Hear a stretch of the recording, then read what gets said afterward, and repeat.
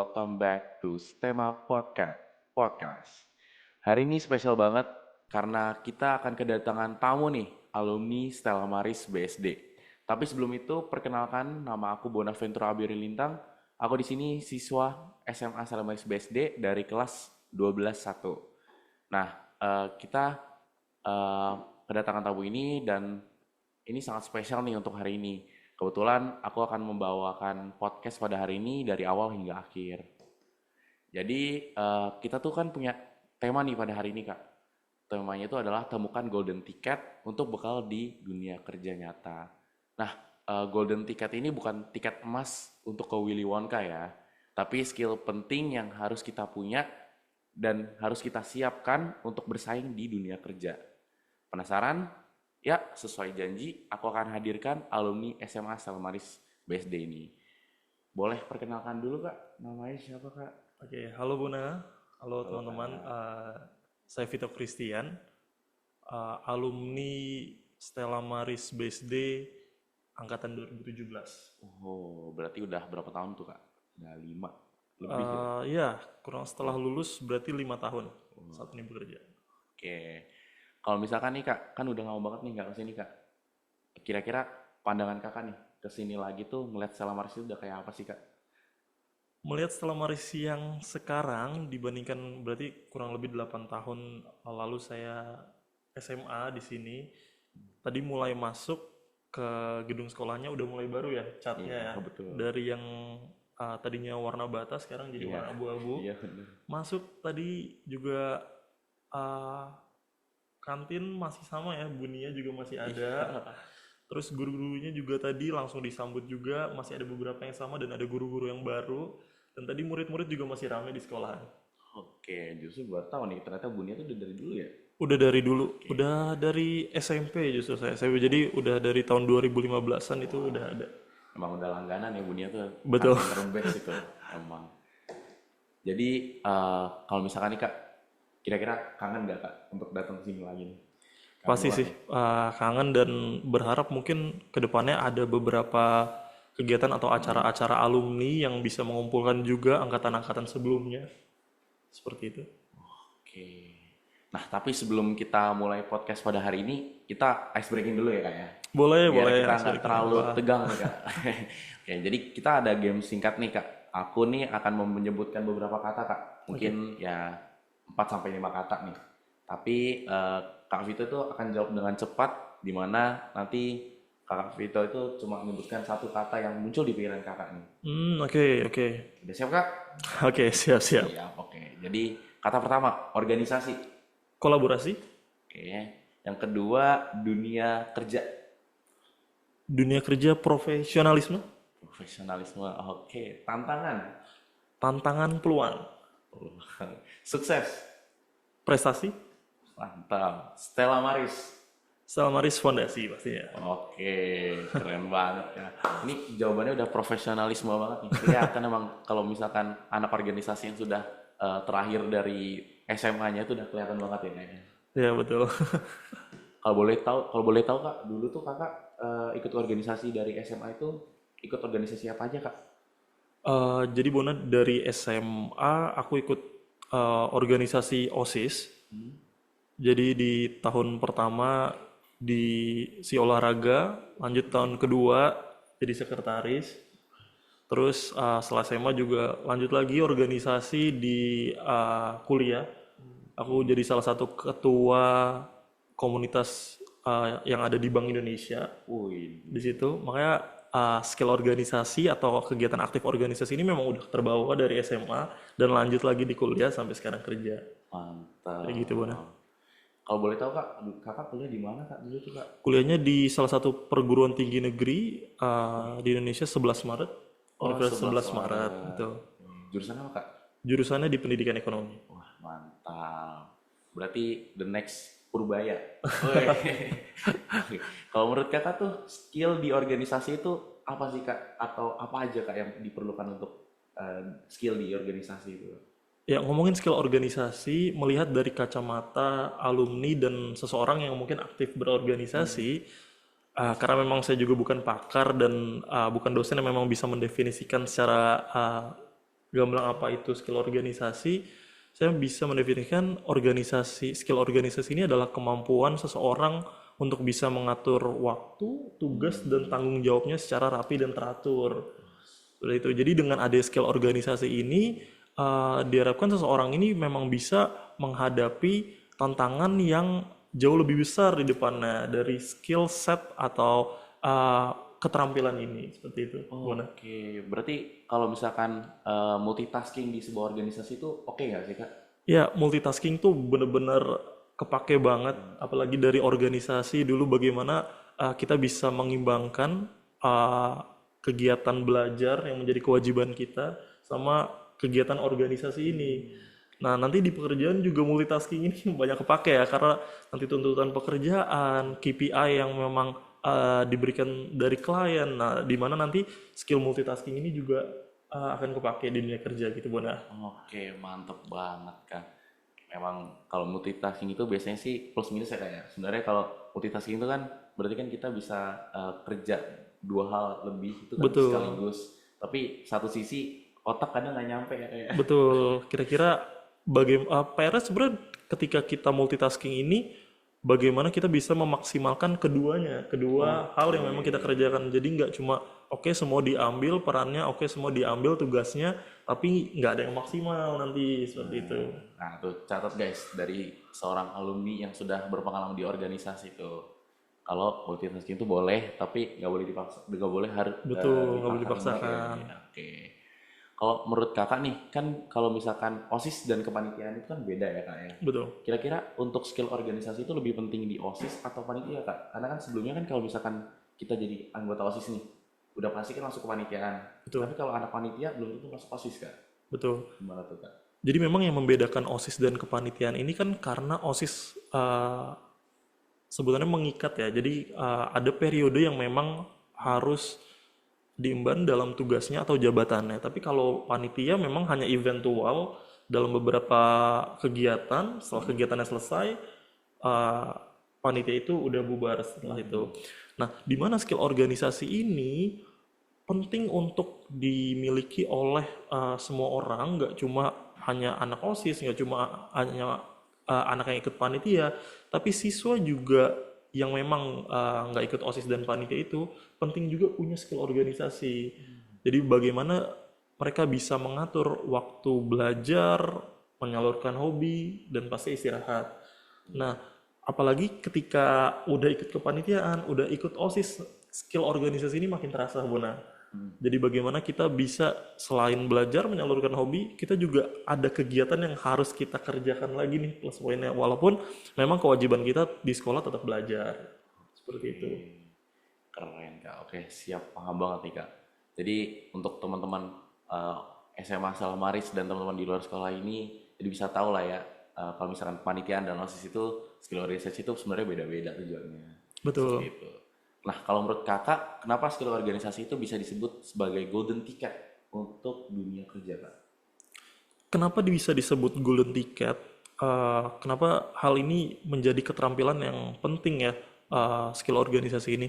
Karena ketika masuk ke dalam dunia kerja, kita butuh yang namanya profesionalisme tadi. Jadi ketika skill organisasi ini kita udah punya, kita bisa punya manajemen waktu yang baik, punya skill kepemimpinan. Selain memimpin tim, mungkin kita bisa mulai dari memimpin diri sendiri dulu.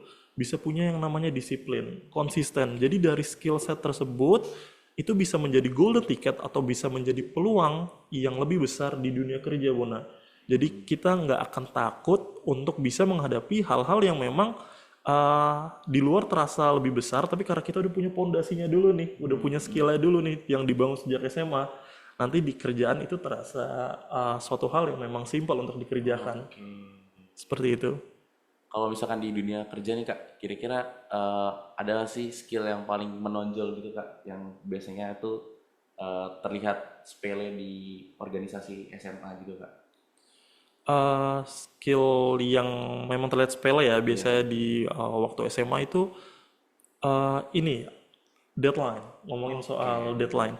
Jadi mungkin ketika di sekolah kelihatan kalau semisal kita nggak ngerjain PR tepat waktu, mungkin hukuman yang diberikan guru memang hukuman bagaimana caranya mendidik guru antar siswa seperti itu. Tapi nanti kalau udah di kerjaan beda lagi, suatu hal yang nggak mencapai deadline, KPI nggak achieve atau nggak perform, itu memang jauh lebih riskan untuk nggak perform di pekerjaan tersebut dan nggak ada jarang ada toleransi ketika di pekerjaan.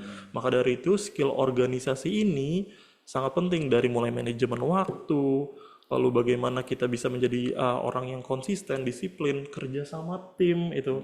Apalagi nanti mungkin di sekolah terlihat sepele punya teman-teman yang satu frekuensi. Nanti di pekerjaan lebih luas lagi gimana cara kita bisa menghadapi klien yang punya kemauan ini itu dan kita memang harus profesional dalam dunia kerja seperti itu Bona.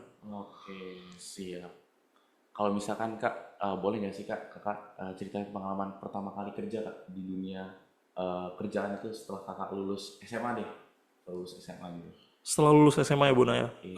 Jadi lulus SMA tahun 2020 pada saat itu saya diterima di perguruan tinggi negeri melalui jalur SNMPTN. Setelah itu untuk pengalaman kerjanya saya mulai di bagian internship. Jadi magang profesional di student admission ketika pada saat itu. Jadi di sini skill organisasi yang saya bawa dari SMA saya juga implementasikan ke magang profesional.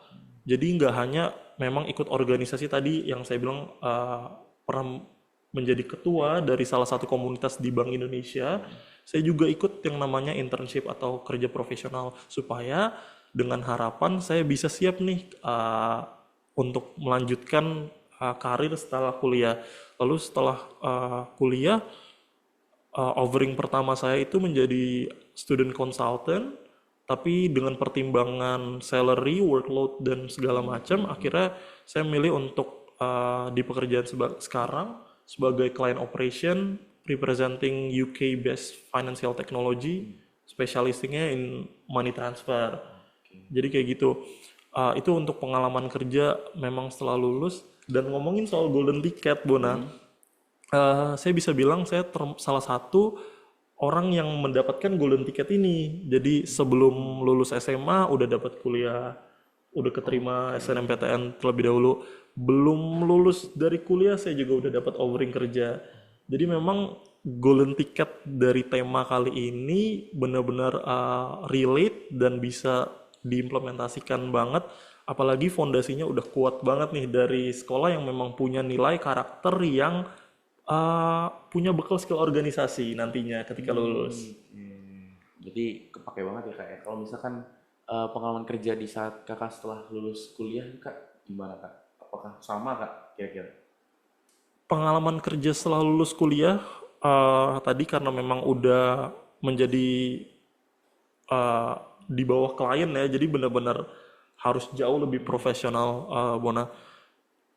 Enaknya ketika kita udah punya skill organisasi, ketika lulus dari sekolah, lulus dari kuliah, untuk suatu hal yang dirasa besar dan dirasa menakutkan ini menjadi suatu hal yang mudah dijalani karena kita udah punya skill setnya duluan.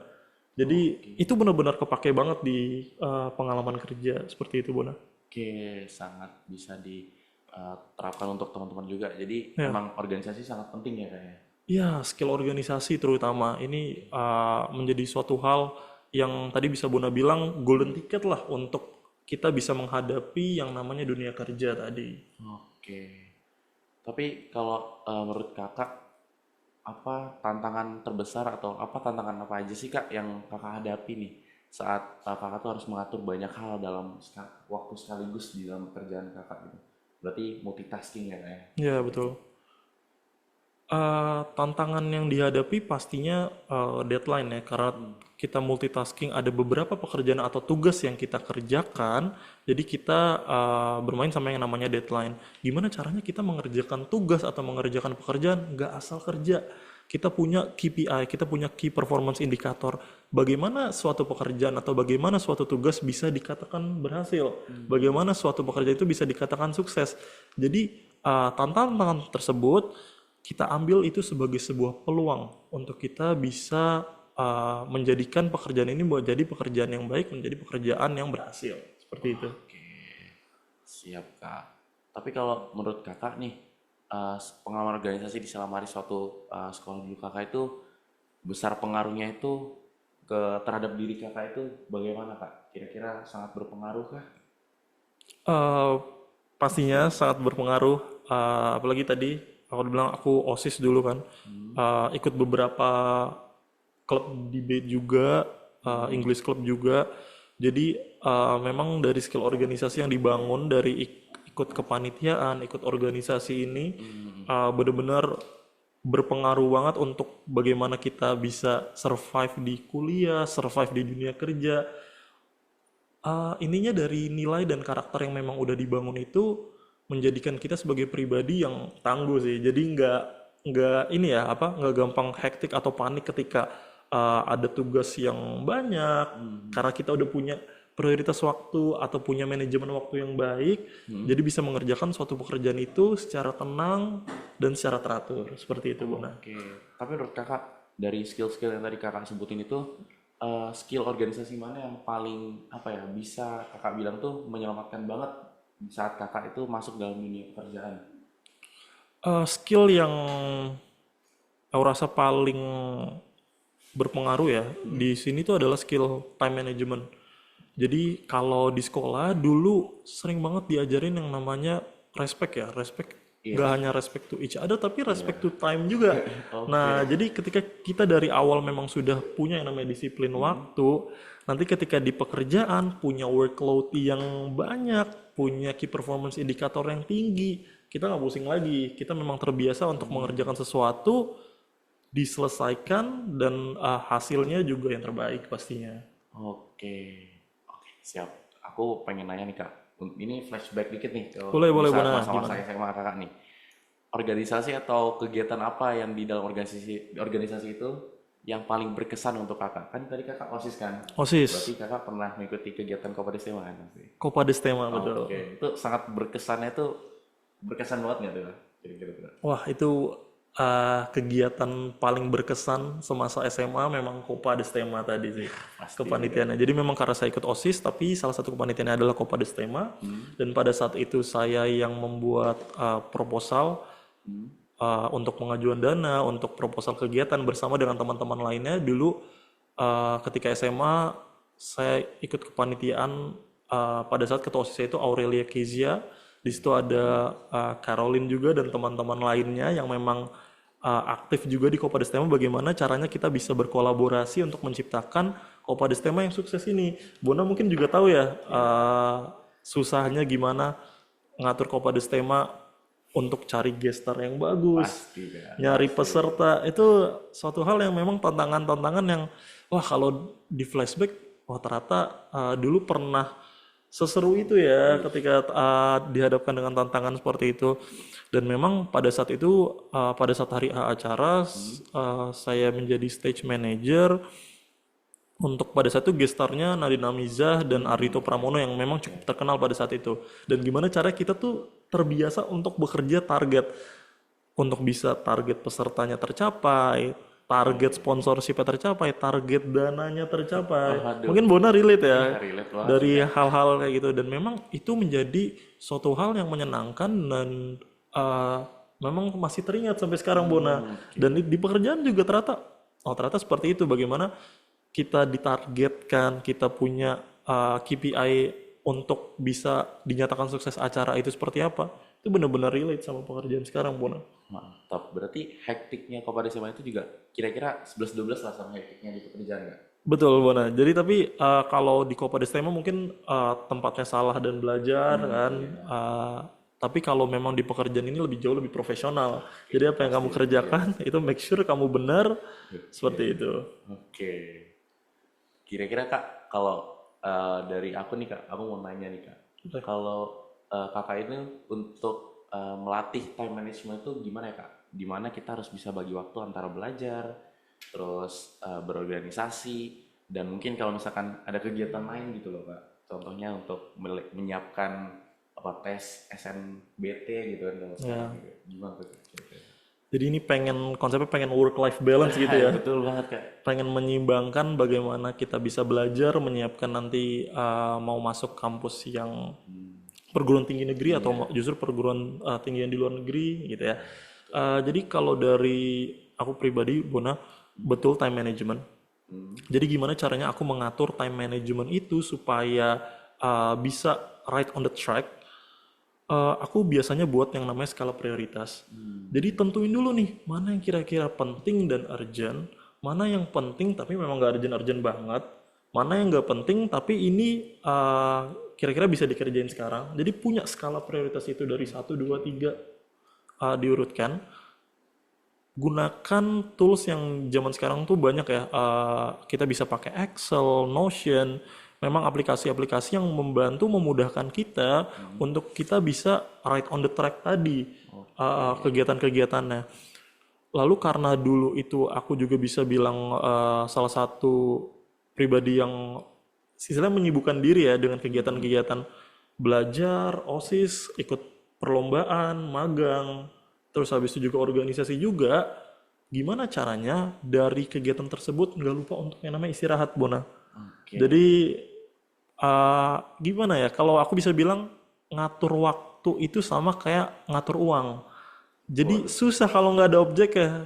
Kan kita nggak akan bisa ngatur uang kalau kita nggak punya uangnya. Sama dengan halnya ngatur waktu. Kita akan susah ketika kita nggak punya waktunya. Kita nggak punya waktu yang namanya istirahat. Kita udah overwhelmed duluan sama kegiatan-kegiatan kita. Nah dari hal tersebut kita bisa tata lagi pelan-pelan. Kita bisa atur lagi pelan-pelan. Dan bagaimana caranya dari time management ini kita punya strategi. Jadi tadi selain usaha, kita punya yang namanya strategi. Kalau aku pribadi senang yang namanya teknik Pomodoro ya. Kalau untuk belajar, jadi yang 25 menit belajar, 5 menit istirahat. Itu memudahkan untuk belajar lebih masuk dan enggak burn out ketika belajar tersebut.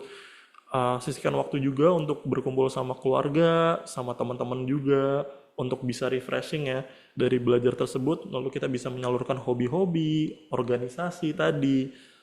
Dan yang paling penting jangan lupa juga untuk maintain kesehatan fisik dan mental, dan untuk rohani jangan lupa untuk berdoa seperti itu. Kalau menurut aku kan Kak, biasanya kan ada orang nih bikin persepsinya itu kalau time management itu berarti ada waktu yang dikorbankan. Kalau menurut Kakak itu bener nggak sih Kak? Kan biasanya ada yang mengorbankan waktu istirahat, ada yang mengorbankan waktu apa ya? Kadang kalau sangat berambisi untuk organisasi, kadang biasanya kan motong waktu istirahat, motong waktu belajar. Kira-kira itu bisa Kakak validasi itu benar atau enggak tuh Kak? Dari time management ini yang bisa aku validasi adalah betul, tapi mungkin isinya yang mungkin aku agak koreksi dikit. Uh, dari time management kita belajar untuk bisa bilang no, belajar untuk bisa bilang tidak untuk sesuatu yang memang tadi dari skala prioritas itu memang sebenarnya nggak penting-penting amat sih gitu ya. Jadi kalau bisa yang dikorbankan atau yang di-cut justru jangan belajarnya gitu ya, jangan menjadi kewajiban utamanya. Justru yang di-cut adalah kegiatan-kegiatan yang memang sebenarnya nggak penting-penting amat, kegiatan yang mungkin bisa dikerjakan ketika weekend. Contoh kayak belajar untuk menolak ajakan teman gitu ya. Mungkin kalau zaman sekarang ajakan misalkan ajak pulang sekolah, ngajak main pedal, ngajak main tenis gitu ya. Nah, itu kan yang memang hobi kan. Tapi karena kita punya prioritas tadi, sekali prioritas tadi, kita memang prioritasnya adalah belajar. Mungkin setelah itu kita ada ujian besoknya atau ada ikut lomba. Jadi kan kita harus tahu dulu mana kegiatan-kegiatan yang tadi harus di-cut atau harus dibilang no dulu gitu ya. Berani untuk bilang itu. Tapi dengan pertimbangkan atau dengan mempertimbangkan hal tersebut memang dirasa bisa dikerjakan atau bisa dilakukan ketika di sela-sela weekend seperti itu. Nih, ini mungkin menjadi tips untuk teman-teman yang misalkan berorganisasi dan sekaligus mempunyai banyak kegiatan ya, mungkin yang habis lomba ya kayak Betul. gitu kan, ya. Itu kan sangat-sangat mempengaruhi itu. Jadi mungkin ini bisa pakai tips dari Kak Vito tadi. Nah, mungkin Kak tips lagi Kak untuk siswa atau siswi yang mungkin merasa kurang percaya diri atau kadang tuh merasa takut gagal Kak jika terlibat dalam organisasi.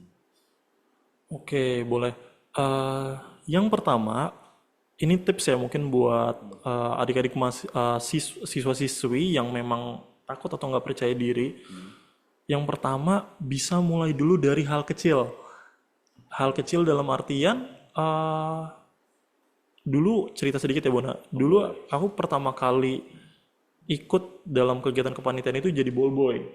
Jadi Oke, kayak panitia tambahan jadi ball boy yang tugasnya adalah ngambil bola nih ngambil di bola luar ya, kayak terus gitu ya. memberikan ke player doang ya. Memberikan ke player. Jadi memang nggak harus langsung jadi pemimpin, nggak harus jadi langsung jadi koordinator. Itu nggak harus. Jadi ambil peran-peran kecil dulu. Kalau memang suka foto, ambil kegiatan jadi panitia dokumentasi.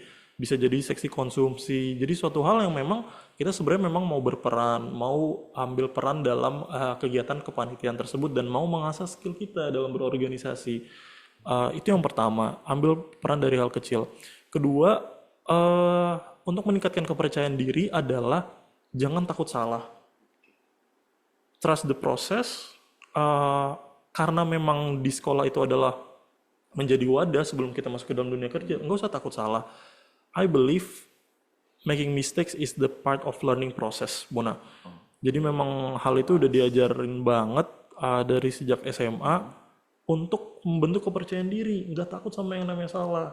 Salah justru kita belajar dari kesalahan tersebut untuk nggak membuat kesalahan yang sama dan mungkin bisa eksplor peluang-peluang yang jauh lebih besar lagi ke depannya. Oke, berarti membuat kesalahan itu hal yang manusiawi ya kan? Hal yang manusiawi Oke, buat karena kan kesalahan. biasanya kan ada anak gitu kan yang misalkan sudah salah terus malah gimana ya percaya dirinya Minder, kurang, nah itu minder sering gitu. banget itu di lapangan Bona.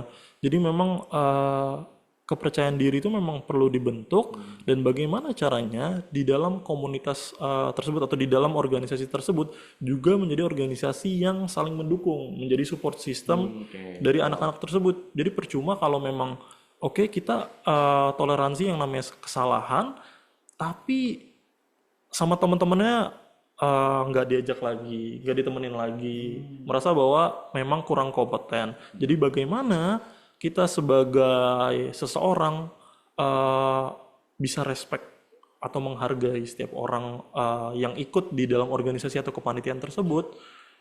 Salah nggak apa-apa, belajar dari proses, jangan melakukan kesalahan itu lagi. oke, berarti kita sebagai temannya dari teman kita yang misalkan membuat kesalahan, ini kita respect ya kan? Jadi kayak kita harus Betul. tetap support. Oke, Salah satu nilainya respect. ya oke Kak, siap. Mungkin dari kakaknya kan mungkin kalau dari konten-konten yang Gen Z sekarang kan biasanya kan kayak satu kata untuk ini. Kalau sekarang dari kakak satu kalimat aja dong kak untuk Oh, siswa-siswa yang kalimat aja. aktif di selama Maris ya. Satu kalimat dong kak yang panjang. Oke, kalimat yang panjang ya. Iya. Oke. Kalimat ajaib. Oke. Ini yang aku bawa sebenarnya dari dulu ketika kuliah ya, Bona. Jadi mungkin bisa menjadi konklusi dari skill organisasi yang tadi kita udah bahas, tadi banyak hal yang kita obrolkan. Yang aku bisa bilang adalah pada akhirnya kesempatan bermula dari diri kita sendiri yang akan berjuang untuk bangkit dan berdiri, membuat sebuah kenyataan yang dulunya hanya mimpi menjadikan usaha sebagai sebuah prestasi karena setiap langkah kecil yang kita jalani menjadi sebuah bukti bahwa perjuangan kita akan berarti seperti itu. Mantap, kelas kak. Mungkin ada harapan kak untuk adik-adik kelas kita, adik kelas kakak nih kak. Harapan atau mungkin ya kata-kata motivasi lah kak untuk anak-anak SMA sekarang. Harapannya untuk adik-adik SMA atau yang mungkin ingin melanjutkan ya ke jenjang SMA, eh, harapannya bisa memilih sekolah yang berkualitas dan sekolah yang menjadi wadah untuk teman-teman bisa punya nilai dan karakter yang nantinya teman-teman akan bawa nih ke kuliah, ke pekerjaan. Jadi semoga bisa sukses selalu teman-teman yang udah di Stella Maris ini bisa punya yang namanya skill organisasi untuk dapetin golden ticket di dunia kerja. Gitu, Bona. Oke kak, mungkin untuk isi dari podcast pada hari ini begitu aja dulu kak. Kita mungkin masuk ke sesi Q&A kali kak ya. Oke, boleh ada Q&A-nya. Iya, kita mungkin ada kumpulin beberapa pertanyaan nih dari peserta yang ternyata antusias banget nih kak. Oke, boleh. Nah, ini ada satu nih Kak dari Dania BSD. Menurut Kak Vito, skill apa yang wajib dimiliki generasi muda sekarang biar nggak ketinggalan di dunia kerja yang terus berubah Kak? skill organisasi ya. Iya, betul Kak. Ini mau dijawab satu-satu atau? Satu-satu dulu nggak apa-apa sih Kak. Oke, boleh. Kalau ditanya skill organisasi apa yang memang nggak akan ini ya, sekiranya nggak akan kehilangan atau nggak akan hilang lah skill itu. Tadi yang banyak banget kita bahas Bona dari skill organisasi tersebut adalah kita punya yang namanya time management yang baik. Jadi punya prioritas yang baik itu perlu. Disiplin, konsisten, itu menjadi sebuah skill organisasi yang dimana di generasi yang sekarang, di masa depan yang akan datang, skill ini benar-benar kepake ketika dunia kerja. Jadi kita tahu apa yang memang menjadi prioritas kita supaya nantinya nggak malah menimbulkan masalah-masalah baru ke depannya. Karena memang konteksnya adalah profesionalisme dalam dunia kerja, time management ini dalam skill organisasi menjadi sebuah hal yang penting. Oke, seperti itu ya untuk Kak Dania dari BSD. Next Kak, ada dari Kak Sofia dari Bogor. Menurut Kak Vito, networking itu penting gak sih Kak? Kalau iya, tips bangun relasi sejak dini Kak? Oke, boleh. Networking pasti penting banget. Gimana caranya kita bisa mengambil kesempatan menjadikan sebuah peluang untuk kita bisa kenal sama orang-orang yang memang nantinya akan support kita. Kalau tips dari aku sendiri, yang pertama adalah gabung organisasi. Gabung organisasi, gabung komunitas. Jadi dari hal tersebut kita makin kenal yang tadinya hanya kenal teman-teman seumuran kita juga jadi kenal nih Bona sama atasannya. Kita jadi kenal sama stakeholdernya gitu ya. Kalau dari dulu ya, aku menerapkan skill networking ini karena memang udah ikut organisasi, bisa lebih jauh kenal sama guru-gurunya, kepala sekolahnya, sama stakeholdernya. Nanti itu ke bawah lagi di kuliah. Nanti ikut lagi aku sebagai penerima beasiswa Bank Indonesia, kenal lagi nih sama deputinya, direkturnya. Jadi hal networking itu bermula ketika kita mau berusaha untuk gabung organisasi, gabung komunitas ini. Itu hal dari hal kecil seperti itu, Bona. Siap, berarti kalau misalnya kita networking itu kan berarti kan kita ketemu orang baru dan ngobrol tuh Kak. Berarti Betul. kita kalau ngobrol dengan mereka itu ya ibaratnya nggak boleh kayak gugup gitu ya Kak ya. Paling enggak. Iya, betul. Karena memang kan kalau gugup menurut aku normal ya, Bonas. Tapi ibaratkan gelas kosong, jadi ketika kita ngobrol atau networking sama orang-orang yang memang berpengaruh ini, jangan posisikan diri kita seolah kita yang paling tahu. Anggap aja sebagai gelas kosong yang memang kita butuh pengetahuan dari mereka, kita butuh wejangan dari mereka, supaya nanti ketika kita terjun di dunia kerja, hal tersebut bisa menjadi sebuah hal yang memang kita bisa terapkan secara maksimal seperti itu. Oke. Oke untuk Kak Sofia, thanks atas pertanyaannya. Next untuk Kak Doni. Dari Kak Doni dari Green Lake, itu kalau dunia kerja diibaratkan sebuah game, menurut Mas Vito cheat code-nya itu apa ya?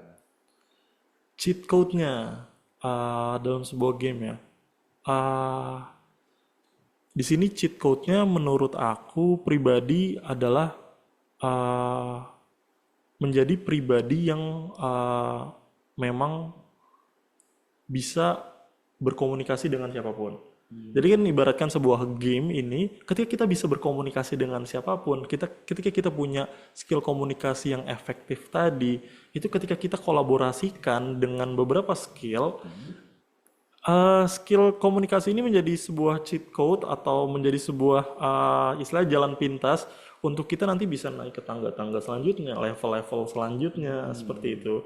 Jadi belajar juga salah satu skill organisasi tadi selain udah time management, bagaimana kita mengatur waktu, tugas dengan baik, kita harus juga punya yang namanya komunikasi yang baik. Kita belajar bahwa setiap orang punya pemikiran yang berbeda-beda. Kita percaya bahwa kita menghargai apa yang menjadi pendapat mereka dan kita bisa juga untuk memberikan feedback dari komunikasi tersebut seperti itu. Oke, berarti kalau untuk komunikasi itu berarti meningkatkan komunikasi yang efektif gitu ya Kak ya? Betul, komunikasi yang efektif, komunikasi yang efisien juga. Oke, berarti untuk pertanyaan ketiga tadi dari Kak Doni sudah terjawab. Mungkin next untuk pertanyaan keempat dari Kak Gabriel dari Serpong. Dulu waktu awal kerja, tantangan terberat apa yang Kak Vito hadapi dan bagaimana cara mengatasinya? Ketika awal kerja ya. Iya. Oke, thank you buat pertanyaannya. Jadi mungkin aku bisa breakdown jadi dua ya, Bona. Jadi tantangan ketika di dunia kerja itu adalah ada dua. Satu, tantangan ketika mencari kerja. Dua adalah tantangan untuk bisa bertahan di tempat pekerjaan tersebut gitu. Makanya tadi kita udah bahas banyak banget soal skill organisasi. Nah, yang susah ini ketika mencari kerjanya ini. Jadi mungkin Bona tahu pernah nonton juga bahwa memang lapangan pekerjaan di Indonesia ini banyak banget yang apply terus susah banget untuk bisa masuknya. Nah, maka dari itu untuk seseorang yang memang udah dibekali skill organisasi, nilai-nilai, karakter, hal itu menjadi sebuah hal yang oke ternyata itu possible, oke ternyata itu bisa dimungkinkan untuk kita bisa mendapatkan pekerjaan sebelum kita lulus. Jadi dengan kita punya timeline yang bagus, kita tahu bahwa oke sebenarnya mencari pekerjaan itu nggak bisa cuma seminggu 2 minggu. Bahkan yang tahun lalu PNS aja hampir setahun timeline-nya. Kalau untuk pekerjaan aku bisa sampai 3 bulan. Ya berarti timeline harus kita perketat. Kira-kira 3 bulan sebelumnya udah mulai aktif cari-cari kerjaan. Seperti itu. Mengasah diri, skillnya apalagi yang perlu ditingkatkan.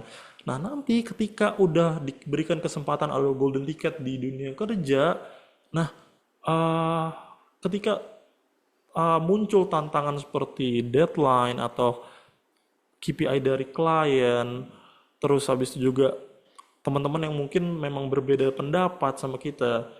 Nah, dari hal tersebut, tantangan tersebut bisa kita atasi atau bisa kita jadikan itu sebagai peluang kita untuk bisa berkembang di tempat pekerjaan. Jadi nggak hanya skill di sini nggak hanya nanti oke di organisasi aja OSIS atau di kepanitiaan, tapi nantinya akan kepake juga gimana cara kita mencari pekerjaan atau kita bisa bertahan dan berkembang di pekerjaan yang kita sudah dapatkan seperti itu. Oke, sangat-sangat bisa dipahami ya Kak ya.